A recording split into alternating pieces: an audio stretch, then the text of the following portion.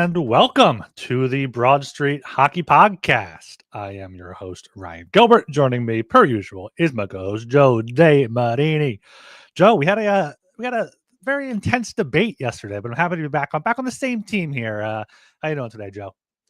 Not too bad. I'd just like to say that we probably have the best theme song of any podcast on Flyers sphere of YouTube. I'm always bopping out to that. We also have a bit of like breaking-ish news, I guess, to open our pod here with. That's cool. That never happens. Yeah, no, I mean, 3 o'clock, we were planning on going live. We got the media release at 3:01 p.m. But the Flyers made some changes to the training camp roster. But of course, for that, make sure you guys press the like button down below this video on the YouTube channel. Leave us some comments. Let me know what you think about the show, what you think about what the Flyers are doing, what your predictions are for the upcoming season here. So make sure you subscribe there on the YouTube channel. Also, the Broad Street Hockey podcast feed. That's going to be where everything gets posted on Apple, Spotify, wherever you listen to podcasts there. And of course, we are presented by FanDuel, and a player that has not been sent down yet is Jet Luchenko. You can still you can catch our debate. Joe and I debated whether he should start in the NHL or OHL. I also wrote on that today at BroadStreetHockey.com, so make sure you check that out. And Jet Luchenko to win the Calder Trophy from our friends at FanDuel is 300 to 1. So you put $1 on it, you win 300. I feel like his odds should be a lot shorter than that, but not too short. I don't think he has real chance to make it, but he could work his way up. So make sure you check it out there at FanDuel. Going to be shouting those out all season long with some odds and whatnot. But let's get right into the cuts here. We saw Helge Grans was waived on Monday. He cleared waivers today. Anthony Richard went on waivers with a few other guys that I feel like the Flyers could maybe take a flyer on. And then they sent 10 players to the Lehigh Valley Phantoms. Not too many shocking moves here. Denver Barkey, Alex Bump, Alexei Jondron, Devin Kaplan, Emil Andre, Helge Grans, Hunter McDonald, Ty Murchison, Carson Bjarnason, and Alexei Kolosov. Not too shocking. I'd say 2 of those are shocking. Is what, Bumpin' Andre or shocking? Yeah. I mean, if you consider how they've been playing in the preseason, it's not that surprising. But with the hype that was kind of following them into the preseason, I'd say it's a little surprising that they are already being loaned back to the Phantoms. Bump in particular. I mean, the hype was huge coming into camp, and he just kind of flopped.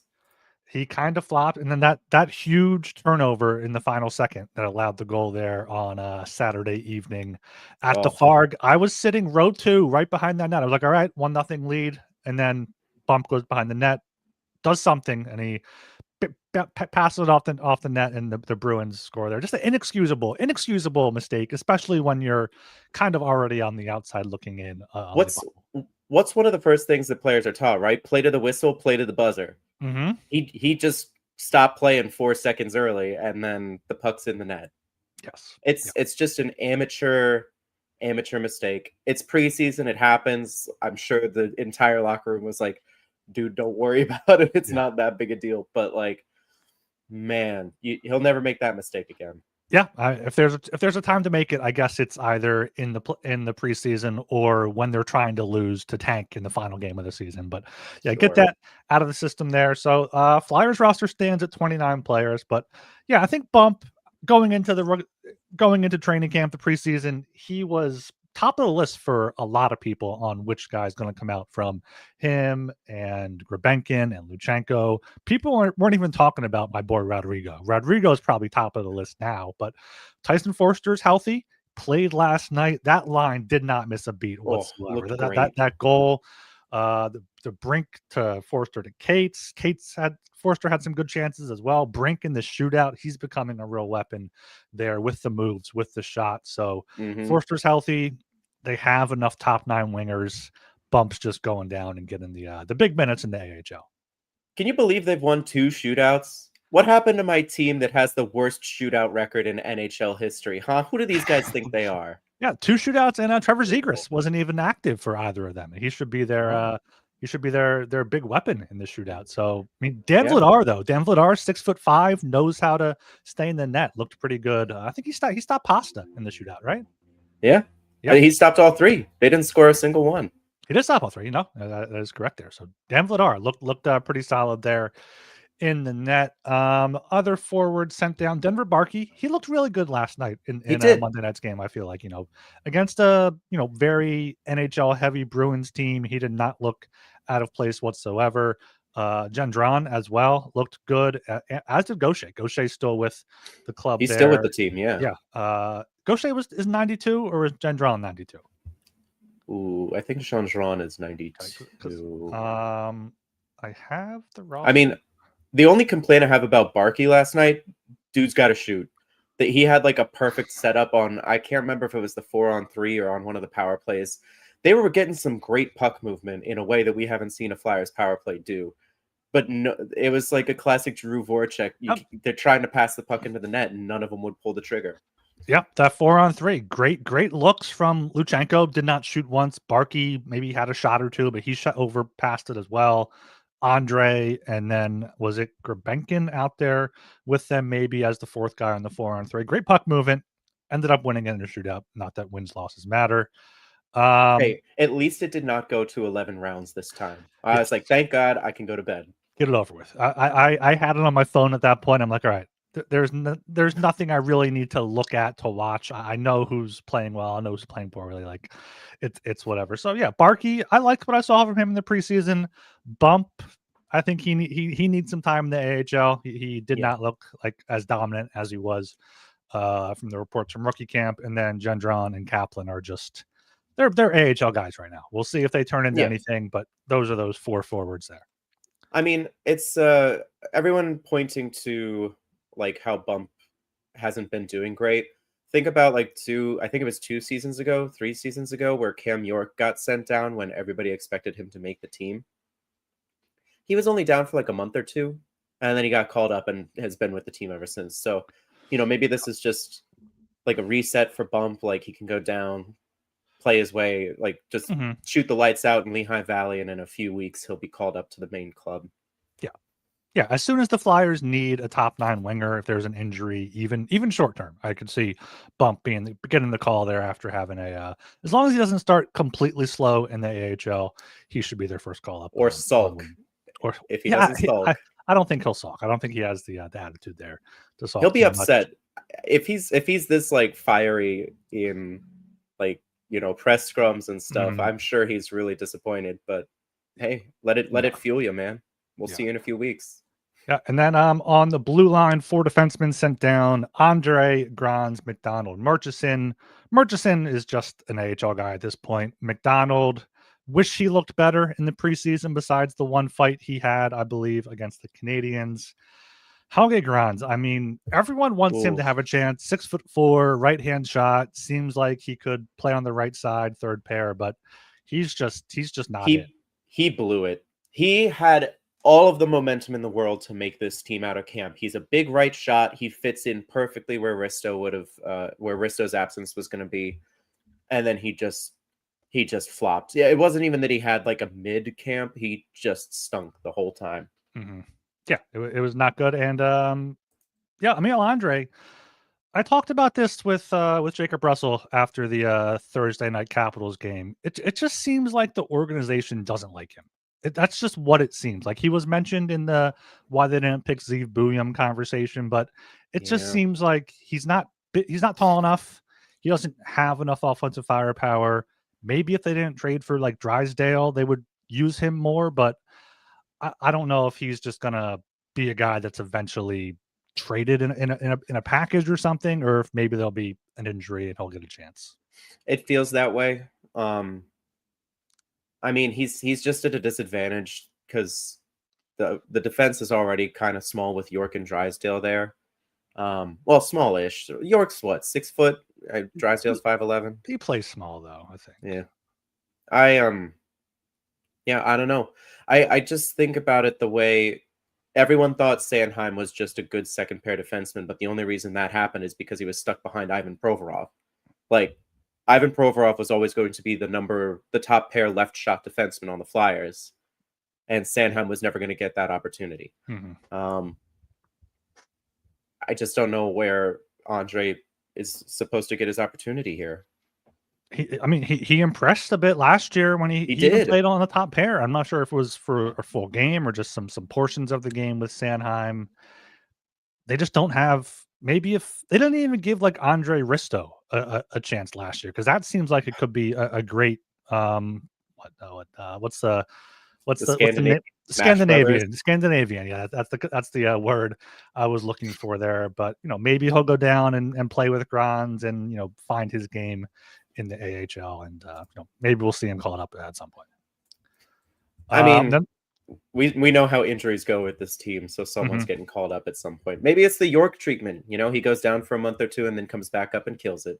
yeah, and it's just the Flyers and Tocchet specifically giving a longer leash to the guys that have more NHL experience, like Juleson, like Gilbert. We'll get into that after we get through all these cuts here. The goalies, Carson Bjarnason, Alexei Kolosov sent down, basically means going to be Ersin Vladar in the final 2 preseason games. I imagine one gets each game there. Yeah. Kolosov has a lot of work to do. He's still young. We talk about it. He's still young, but he just needs to get his movements more aligned. Controlled. He's just all over the place. Yeah. Yeah. And Bjarnason is, if we're talking about young goalies, Bjarnason is really young. He's 20. So like he's a while away. He looked all right in the preseason games he did play. I think he won that first shootout, right? Like I think so. I know he scored in it. Yeah, no, he did. Because yeah, he did. Yeah. So Bjarnason, he stopped. I think he let in 3 pucks, but he didn't let in that last one, and that's all that really counts in a shootout, right? So yeah, that's fun. Yeah. So there's the cuts. The Flyers are now down to 29 players on their roster. The roster on the website, I just counted it up, I think has 32, but that includes like Ryan Ellis, who's on IR. It includes Carson Dorwart, who's hurt. It includes Oliver Bonk's on here. He's hurt. Lane Peterson's on here. So really, it's down to 26, 25 guys that realistically have a chance to make the 23-man roster. We will get into that a bit. I guess we can get into it now. Like, let's save the Kaprizov news, touch on it until the end. The Kaprizov dream is dead. 8 years, $17 million AAV. What do you think his heart odds are this year now? Well, his heart odds, it's a little bit too early to do another FanDuel read here, Joe. Maybe we'll touch on that. We'll touch on that later in the show. Yeah, a lot of questions here in the chat. Appreciate you guys being active. Yeah, thank you. Yeah, a lot of people, surprised why they kept Juleson and not Andre. Multiple people saying that they just don't like Andre. Next round of cuts would probably be, I could see it being, after the next preseason game or even just next Sunday. Like, get these final 2 games in, make their final decisions, see what happens here. And we really wanted to have an exciting roster battle in training camp. Instead, it's just been which player has been the least bad, specifically on the blue line with Andre sent down. And now it seems like Adam Ginning kind of has the inside track to a roster spot. Charlie O'Connor of PHLY, formerly Broad Street Hockey, tweeted out the lines and pairs from today. Defensive pairs: York Sanheim, Sealer Drysdale, Ginning with Zamula, and then the Gilbert Juleson pairing as the 4th there. So it seems like maybe Ginning has the leg up over those 2 veterans. Okay, I'm cool with that. I'd rather see him than Noah Juleson every night. Yeah. I mean, he's not young necessarily, but he was a 2nd-round pick. He's been in the organization a while. Yeah. Might as well give him a shot. Yeah, he's 25. He played 216 games in the SHL, has 195 in the AHL. So that's 400 professional games. Yeah. Has 11 games in the NHL, has scored 1 goal in those games back in the 2023-24 season. 6'4", not a right-hand shot, but I know Tocchet wants to have a left-right on every pair, but if the bar is Noah Juleson, I feel like Ginning is over the bar at the very least. I mean, you just move Zamula to the right, and that's what they have. That's what they have today in practice. Yeah, and then the Gilbert Juleson pairing as the 4th. What do you think about Ginning Drysdale as a pair over Sealer Drysdale? I don't know. I know everyone hates on Sealer, but I just feel like he's a steady stay-at-home guy that what you're getting from him. Yeah. And while they're still trying to figure out what Drysdale can do, they probably want a known constant with him, even if it's, Sealer's like on the scale of 1 to 10, maybe a 4, and Jennings can be between a 3 and a 5, or like a 3 and a 6, even if you want to say that. I feel like you just want to know what you have. They've played together before a lot, I think. So go into the season with at least 2 pairs that know each other, when the third pair is going to be who knows. Whoever is the least bad, because Yeah. man, Zamula has not been good this preseason either. Like No. real bad. No.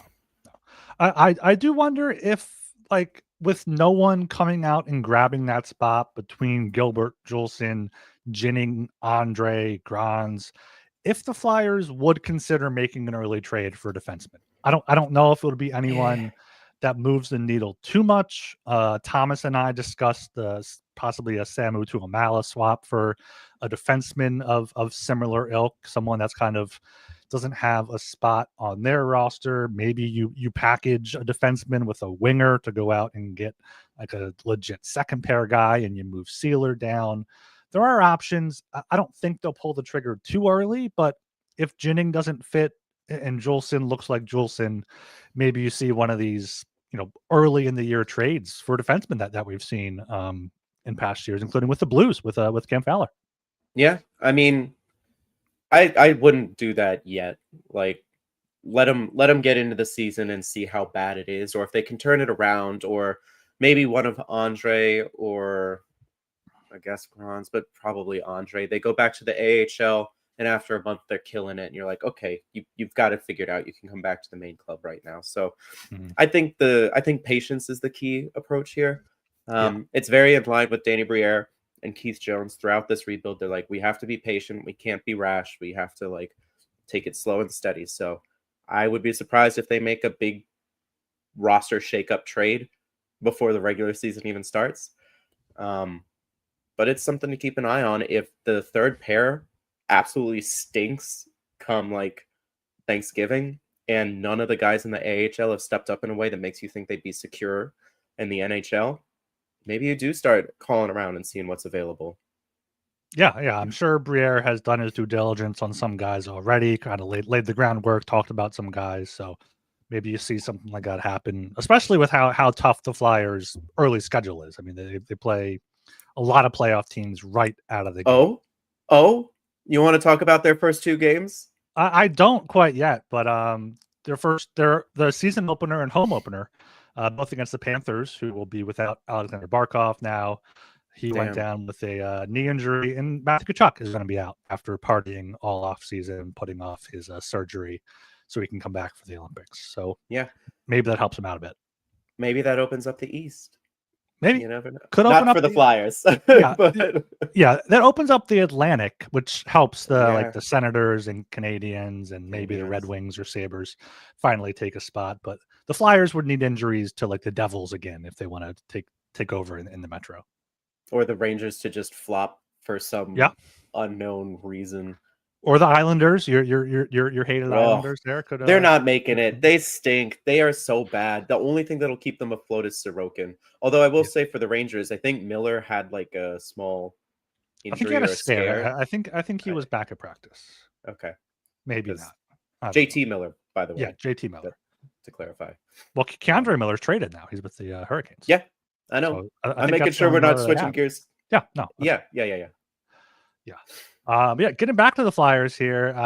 Let's shift gears a bit to the forwards, because there's at least some exciting names there to talk about. The lines today look kind of interesting from Charlie's tweet. It was Gulbenkian, Couturier, Konechny, Tippett was Zegras and Michkov, Forster, Cates, Brink, Delorier, Dvorak, Hathaway, and then a fifth line of Abels, Luchenko, and Jacob Gaucher there. So Tippett with Zegras and Michkov is interesting. I feel like that could be a very fun offensive line, but like I'm just surprised. And that those could be the 4 lines if they send Luchenko down or if they just rotate him in as an extra forward.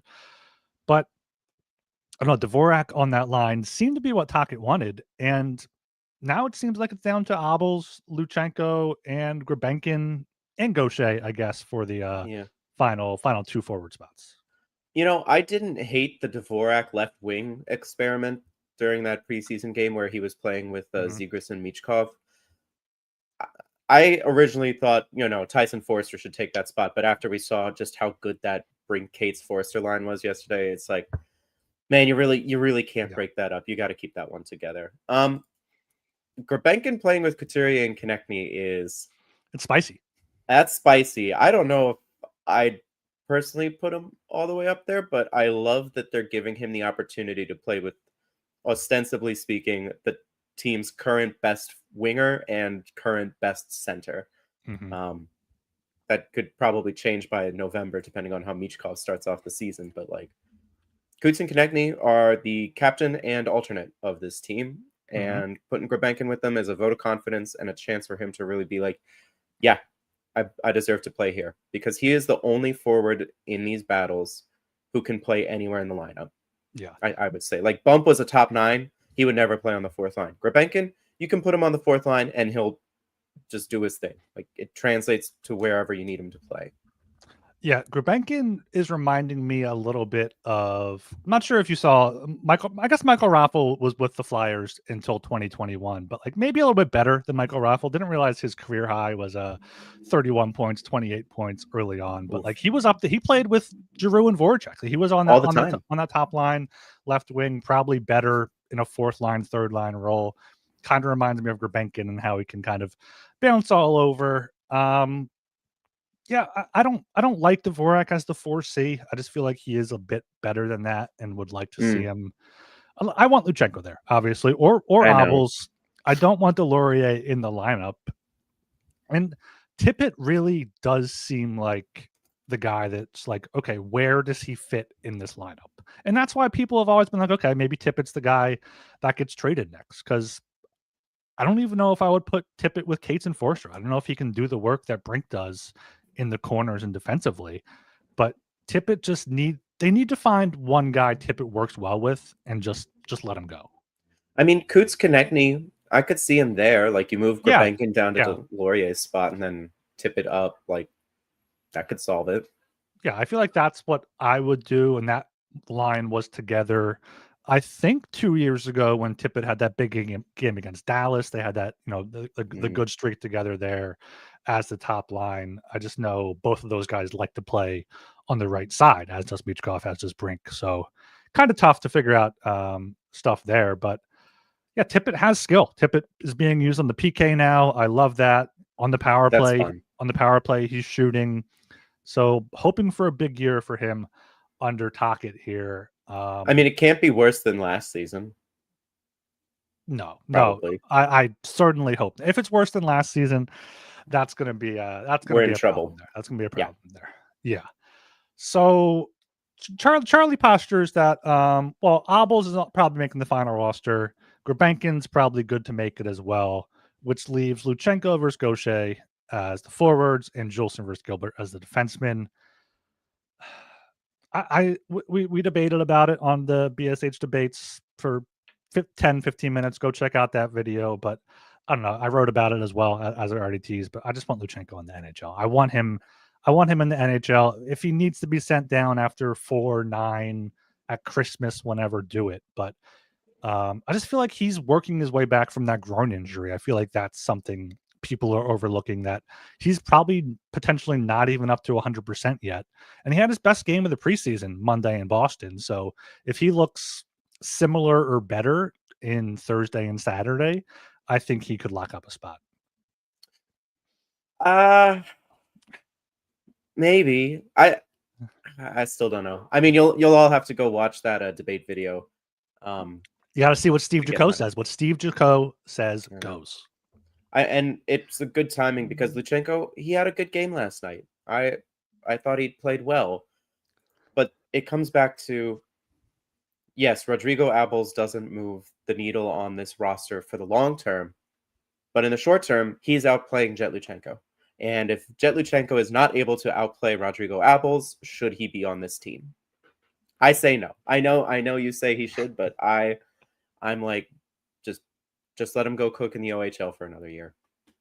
Yeah, no, I could see that. I just think Abels is. I like Abels a lot. I like Lutsenko a lot. I like Urbankin a lot. I think That that should be goose, that the should be goose your. photo is outstanding. The photo of have you not seen the photo of Abels holding like a goose Oh, is that a goose he's holding? Is that, or a duck or something? I don't know what it is. I think Kyle chasing the puck posted that on Blue Sky. I think it's like a duck or something. I don't think it's. It's from Abel's own Instagram. Oh, It is it's holding like a. Oh wow, what is this? Let me. I haven't shared my screen in a while. I'm not sure let's how it's take a going to look. work. I'm not sure how it's going to work with this with our new outline here. But Oh, we're doing it live, folks. there we go. There he goes. Look at that. Look at that. He's holding a what is that? Is that a goose or a duck or something? That's a. It's not a swan, is it? That's a duck, right? That foul is serving. Look at how hard that bird is serving. He really is. Look at Rodrigo serving too. He's serving too. Serving too. All right, I'm gonna. He looks like a Canadian farm. I'm unsharing my screen because we messed up the format there. But that's all right. Yeah, Rodrigo's like the perfect emotional support fourth liner, 13th forward, which is why Nick Delorier cannot be taking up a roster spot. He just can't. You have Abels, you have Grabenkin, you have Lutsenko. I guess you don't want two of those guys sitting at the same time, but they can rotate in. Can you believe this is the last year of Nick Delorier's contract? It feels like it's been forever. It feels like it's been forever. And when I went to write that article, I thought for some reason he had like a no move clause or something because teams he did. The first 2 years. The first 2 years. Okay. So I'm not misremembering because teams hand them out like candy. They're like, all right, you want a no move clause? Here you go. That's perfectly fine. But I cannot believe Chuck Fletcher didn't give Rasmus Ristolainen a no move clause. Like, it's just stunning to me that he never got an NMC. But anyway, no, Nick Delorier had the 4-year contract, and the first 2 years were full NMC. Okay, yeah, because he just should not see the ice much at all. But yeah, no, I don't want Lutsenko sitting for too long. I don't mind Abels coming in, sitting a few games and coming in here and there. Same kind of thing with Grabenkin, but I don't want to get to the point where we're healthy scratching Noah Cates again or someone like that for Jet Lutsenko like they did last year. No, that would be a disaster. And I don't know.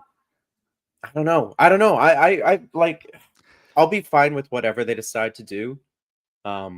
If they send him back, I get it. If he stays with the roster, I also get it, and we get to watch him play in the NHL, which is fun. But like, no, it's probably the last really difficult decision for the front office to make regarding the roster. We're saying Gaucher doesn't have a chance, right, of making it unless. I don't think so. He's fun. He's fast. Like good find, guys. They signed him as like he was just a UFA or something, like a young UFA, and they're like, yeah, let's give this guy a shot. And he is so far impressed. Yeah. He last year 20 goals, 38 points in the AHL. Nice. Yeah, that was his only 16 points in his first season in the AHL. So yeah, we'll see if he can do it again this year. But yeah, I think he needs more time in the AHL, and maybe it comes down to if they're okay with Abels playing wing, and then because Lutsenko, I don't think how Abels or Grabenkin play have an impact on what they want to do with Lutsenko. I think they're just looking at Lutsenko, and if he's ready, they'll fit him on the roster. And if they don't want him, which it seems like they do want him, then they'll figure things out. So, do you think Grabenkin will be the odd man out then, and he'll go down to the fan? Do you think Abels will be sent down? No. If Lutsenko makes it, I don't think. I've told you. Okay, I don't think Lutsenko makes it. We're doing a flow chart, Joe. All right. Lutsenko's on the team. Delorier is on the team. You have a spot for one more forward. Is it Abels? Is it Grabenkin? I don't know. Probably Abels, because Grabenkin is, I think, still waivers exempt. So like maybe, I think if you waived Grabenkin, he would get claimed. Like he's had a good preseason, and I don't think you do that. Yeah, I forgot about the waivers factor for those two, because or maybe Abels would be less likely to get claimed, but he's had a good preseason. People would be like, "Oh, he's played every game. He has 4 goals or however much he scored. Like he can play center, he can play left wing. He's 29. Scored in a shootout. Yeah. Do you waive Delorier? I think so. We have a question in the chat asking if it's disrespectful to send Delorier to Lehigh. It is. A It little is bit, seriously but I feel like disrespectful. they could frame it like, okay, we got a young team, we got a new coaching staff. Nick, go down there, be a veteran presence, play fourth line, make sure no one takes liberties with Barkey because he's small and whatnot. Like, go down there because What if I don't want to lose Gulbenkian or Obels to no? waivers. What if what if they just manufacture an injury for Delorier the same way they did last year? I They mean, could. I'm not saying There's 2 games left. He could get into a fight. I mean, I'm not saying he wasn't hurt last year, but I mean, if you go to a regular doctor and you're Nick Delorier, given the miles you've put on your body as a brawler in the NHL, Mhm. any normal doctor would look at you and be like, "What the hell is wrong with you? Of course you've like Yeah. suffered from all of these different injuries. You can't play." But if you go Yeah. to like a hockey doctor, they're like, "Yeah, you're fine." Yeah, So, I think they'll be like, "Hey, Nick, do you wanna get sent down, or you wanna just hang out around the team as like a, on injured reserve there?" And just to reset things here, the Flyers can carry 2 spare forwards, but I'm saying Luchenko makes it, Delorier makes it. That's your 12 forwards, or that's your 13 forwards, I think, and then you have yeah. 1 spot for Obels and Gulbenkian. But Gulbenkian being on that top line, I think, shows that he's making it, and maybe it'll just be a situation where every team's trying to get their version of Rodrigo Abels through. The GMs know not to piss each other off, so they won't grab the guys. And I think having Abels over Gulbenkian for the Phantoms helps them more too, because he's a center. He can be a veteran center to play with a Barkey or a Tuomala. And Gulbenkian, I feel like he can make it work as a fourth line winger. I guess. I just think Albos has made the team. He's been good in all 5 games. He scored that great shot. Like, I just think he's made it. Like, I don't know. What if they trade Abels for defenseman? Ooh, I don't think any team would do that. You'd basically be getting a team's Noah Juleson in exchange for Obels. That's goofy. Maybe, That's yeah. Yeah. goofy. So, and I like Gulbenkian that he can play on the power play too, the net front on the power play. You're not putting Obels on the power play. Maybe on the PK, he can kill some penalties, but not sure if you're seeing Obels on the power play. Speaking of power play work, Charlie also tweeted out the power play combinations they were working on in practice. There were players rotating in, but the top unit was Konechny, Tippett, Michkov, Zegras, Drysdale, Dvorak. Second unit had Couturier, Brink, Forster, Gulbenkian, Cates, Sanheim, York. So Gulbenkian being on that, I think, speaks to the fact that he will make the team. Also interesting to not see Couturier on power play 1, and maybe they're just giving Zegras the faceoffs and hoping that either he can win them or he can just lose them, and they're confident enough to gain the zone via the rush. I mean, we know Couturier can play power play 1. I don't think you're gaining anything by showing him on power play 1 right now. You know he Well, can do the job. you're not showing anything. You're trying to gain chemistry 8 days to the season. Sean Couturier seems like the kind of player who just has chemistry with anyone you'd put him with. No, it's different though for the power play when you're trying to work on plays and trying to read the guys. Like, yeah, you can say, hey, Cooch, just go stand in front of the net, screen the goalie, try to do tips and rebounds. That's fine. But I feel like they would at least rotate him in. Like, there's 6 guys rotating in on power play 1. Maybe Dvorak's going to be the guy that does the faceoffs there, and then you have the second unit kind of set in stone with Couturier, Brink, Forster as the 3 kind of locked forwards, Gulbenkian, Cates, depending on the situation, and Sanheim, York, depending on which one's hot. Maybe throw both out there if they're with a lead. So yeah, that's the only interesting thing I see is Couturier not being on power play 1. Maybe he'll move up there, but that's all I see. You said Dvorak was on power play 1 right now? Power play 1, yeah. Yeah. Well, I feel like he's the 6th guy listed by Charlie. okay. Yeah, I mean, we'll see. The power play's been so bad for so long, you might as well just see whatever the hell works. Yeah, try the new guys. Why not? But it has looked visually better. It has looked visually Saturday, improved. that goal on Saturday with Michkov and Zegras was beautiful. Even Gulbenkian was on the power play too. Yeah. Gulbenkian's penalty shot I thought that was it. I was right there. I was like, oh, in. he beat him. He beat him. And he hit the post or whatever. So I think even last night too, like the puck movement that we've been seeing on the power plays lately has been such a breath of fresh air. And I know it's against like preseason teams, but you know, the Flyers have never been able to sling the puck around in the offensive zone. Yep. They get like one and done.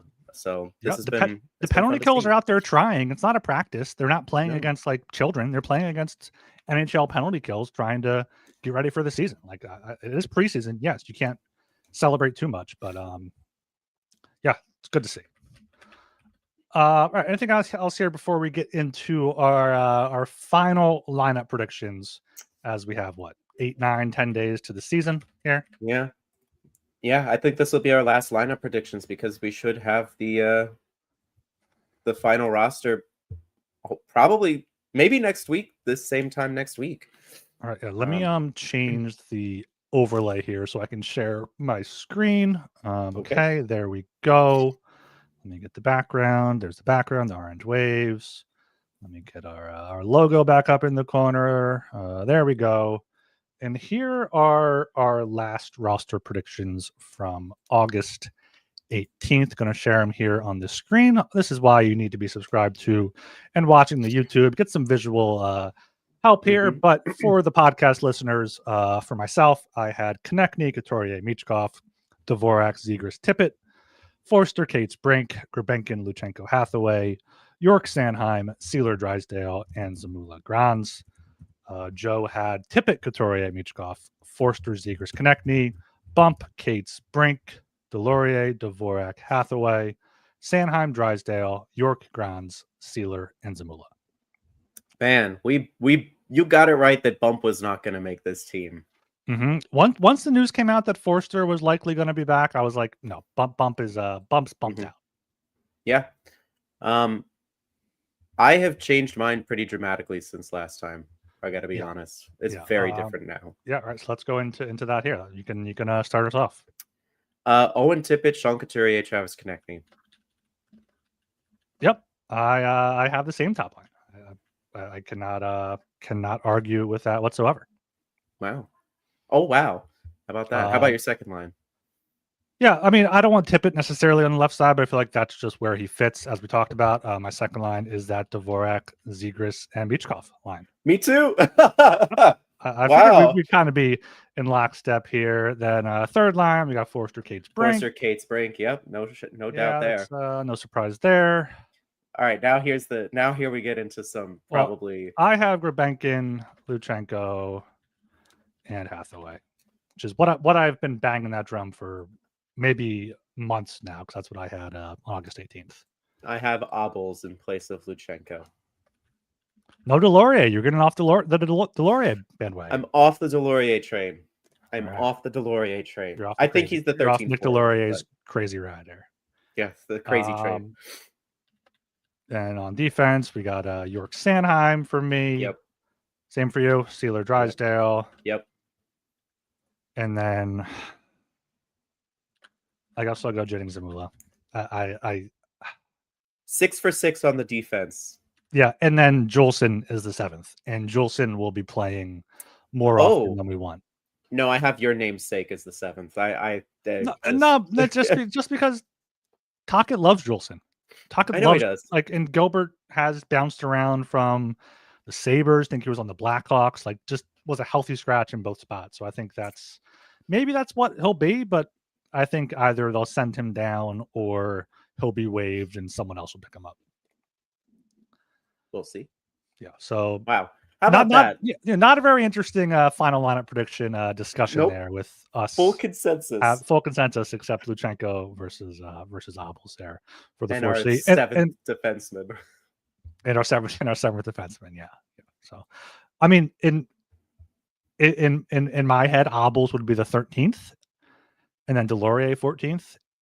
Who would be your 13th forward? Sorry, say that one more time. My healthy scratch forwards would for the opening night with this lineup would be Obels and Delorier. Okay, mine would be Delorier and shit. I mean, I guess it'd have to be Luchenko. Or do they carry Gilbert and Jolson? Maybe they carry 2 defensemen? Because, like, Jennings kind of an unknown, and Zamula's been real bad. So maybe they carry 2 defensemen where they're like, okay, these guys can't handle it. We'll put Gilbert and Juleson up there. Yeah, play matchups maybe. Yeah, maybe. Yeah. And like, I feel like these lines could be fun. I don't know if this is the playoff team by any means, but I like all 4 of our forward lines. It's fun. We got young guys. We got new guys. We got goofy guys. Grebenkin is the goofiest goober of like. I cannot get over that video of the straw where he's like, ah ha ha ha, yes, yes, yes. Like it is just. We need some more of that levity on this team, you know. Did you see that Arseny Gritsik with the Devils is like blogging and doing like a Telegram channel like his way through training camp? I feel like that'd be perfect. Way. I feel like that'd be perfect for Grebenkin. Oh man. Yeah. That would be good. That would be good. Are you listening, Flyers social team? Yes. Get him on there. Okay, yeah. That's our opening night lineup predictions around the 40-minute mark of the YouTube video there. So let me get back to our normal setup with the overlay. There Beautiful. We go. And yeah, we mentioned it kind of towards the top of the show, but Gilbert Kaprizov is going to be in Minnesota for the foreseeable future. And our friends over there at FanDuel, make sure you check them out. FanDuel.com, got the mobile app, FanDuel Sportsbook. Have Gilbert Kaprizov at 11-1 to win the Hart Trophy. I mean, he was the favorite before he got hurt last season. He was on pace. He had 25 goals last year in half the season, 56 points. So if he stays healthy, I think that's a pretty solid bet there. Oh yeah. I mean, it's a risk. It's the biggest contract in NHL history so far. It can only mean that McDavid's going to go for just an insane amount of money. And it is a risk for the Wild too, because he got injured. He does have a bit of an injury history. Let me look up his games played stuff. Because he did miss half the season with abdominal surgery last year. Yeah. So only 41 games. But the season before, 75 games. That's not too bad. Before that, 67. So he missed a fair bit there. 15 games.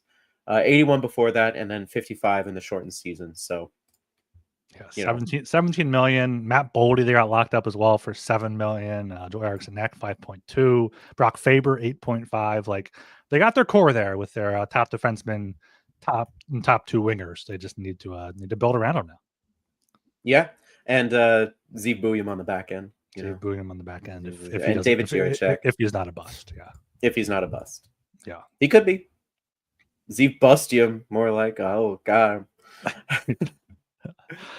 Yeah, I'm seeing some chatter in the chat there about Garnet Hathaway. Garnet Hathaway is in the lineup. He's locked in on the 4th line right wing. He'll be there. He's a good hockey player. Yeah. He's a great player. Like, no, he's not going to play on your first line, but he is a genuine, like, statistical darling for a 4th line player.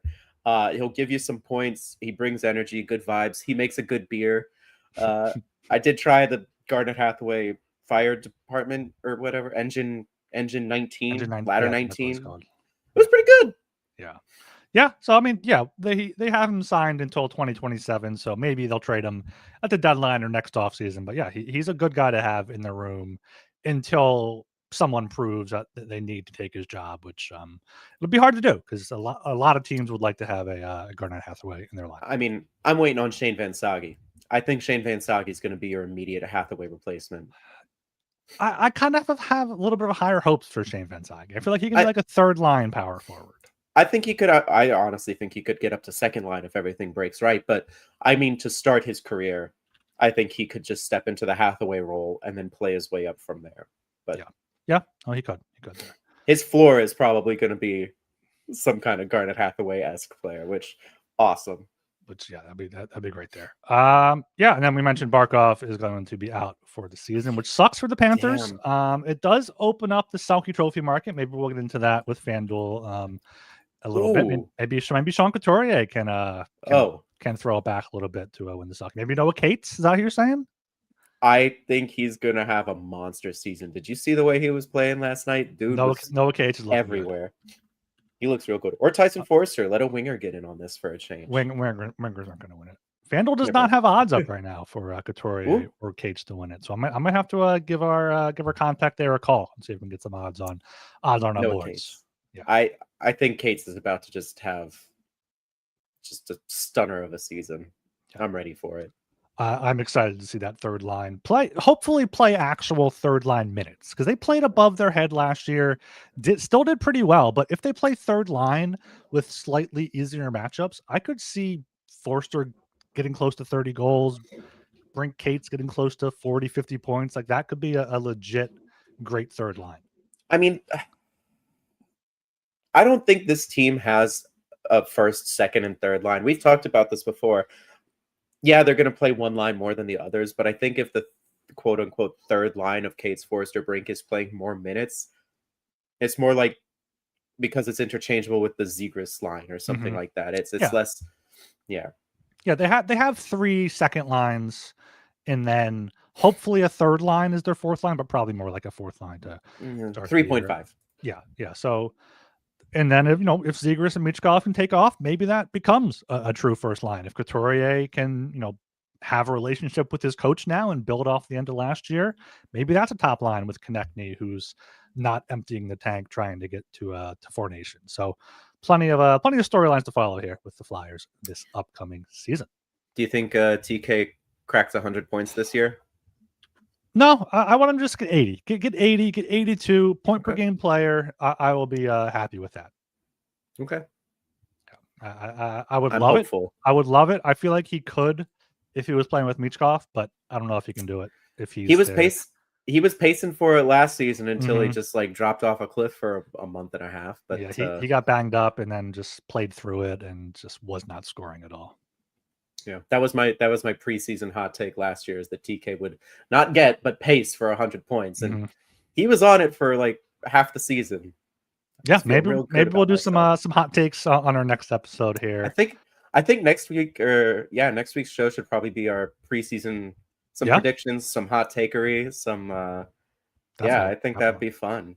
Yeah, so bit of a shorter one here. Still going to get to 50 minutes. Make sure you guys subscribe to the Broad Street Hockey channel on YouTube. Ton of great stuff coming out there as we really ramp up for this season. We're at 1.6 thousand subscribers, trying to get to 2,000 before the season. So make sure you guys subscribe if you're not already. Give us a like on this video. Comment. Let us know who you think should make the lineup. If Abel should make it, what Luchenko should happen.